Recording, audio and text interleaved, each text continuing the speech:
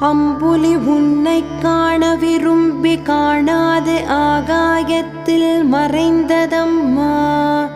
ஆதவனோ உன்னை காணும் ஆவலில் கிழக்கு திக்கில் தோன்றினானம்மா.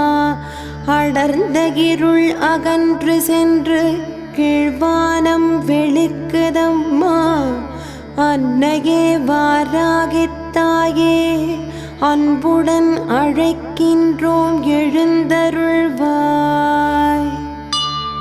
காலையில் காகம் கரையும் ஒலியுடன் சேவல் குயில் கூவுகின்றனவே. கொக்கரிக்கும் கோழியுடன் கிளிகள் கொஞ்சும் ஓசை கேட்கின்றனவே. மலரும் மொட்டுக்களை சுற்றி மது அருந்தும் தேநீர் ரீங்காரமிடுகின்ற